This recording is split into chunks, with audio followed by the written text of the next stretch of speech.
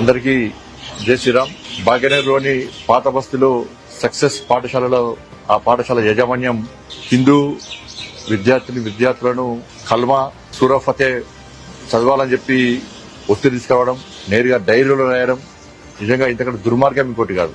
వాళ్ళ పాఠశాలలో అన్ని మతాలకు సంబంధించిన విద్యను అభ్యసిస్తూ ఉంటారు. పాఠశాలలో విద్యార్థులకు క్వాలిటీ విద్యను అందించాలి, వాళ్ళ దేశానికి ఉపయోగపడే విధంగా, సమాజానికి ఉపయోగపడే విధంగా విద్యార్థులను తయారు చేయాల్సిన ఆలోచన ఉండాల్సిన యాజమాన్యం దానికి విరుద్ధంగా వారి యొక్క మత విశ్వాసాలను, వారి యొక్క మతం ఆచార వ్యవహారాలను ఇతర మతస్థులకు సంబంధించినటువంటి విద్యార్థుల మీద ఒత్తిడి తీసుకురావడం నిజంగా ఇంతకంటే దుర్మార్గం ఇంకోటి కాదు. ఇవాళ ఎవరు చూసి ఈ విధంగా బరిజగించి ఇతర మతాలకు సంబంధించిన విద్యా సంస్థలు రెచ్చిపోతున్నాయో ఒక్కసారి ఆలోచించాల్సిన అవసరం ఉంది. పాత బస్తీ ఎవరి జాగిరి కాదు, ఎవరి తాదాసి కాదు, ఎవరి ప్రాంతం కాదు. ఈ పక్క పాత బస్తీ హిందువులది.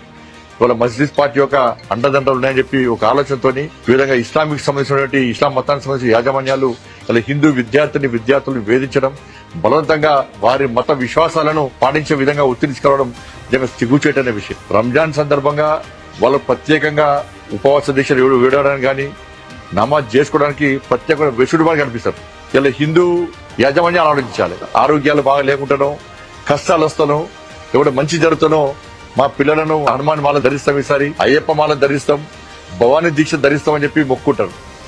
ఇటువంటి సమయంలో ఆ విద్యార్థులు దీక్ష మాల ధరణ వేసుకొని వస్తే హిందూ యాజమాన్యాలే వద్దు, మీరు వెళ్ళిపోండి, ఈ దీక్ష చేసుకోవద్దు, అన్ని మతాలకు సంబంధించిన విద్యార్థులు మనం చదువుతారు అని చెప్పి ఇచ్చి వారించే హిందూ యాజమాన్యాలు అంతెందుకు బొట్టు పెట్టుకొని రానియరు, బ్యాంకిల్ చేసుకొని రానియరు, జడలో విద్యార్థులు పూలు పెట్టుకొని రానియరు, అన్ని మతాలకు సమానం అంటారు వారు.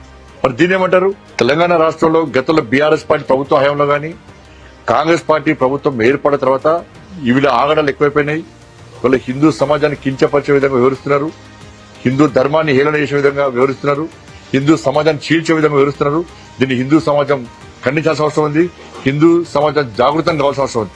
అయితే సక్సెస్ పాఠశాల హిందూ విద్యార్థుల మీద బలవంతంగా వాళ్ళ మత విశ్వాసాలు ప్రయత్నం చేసిందో, మత విద్వేషాలు రగిలించే ప్రయత్నం చేసిందో ఈ పాఠశాల గుర్తింపు చేయాలి.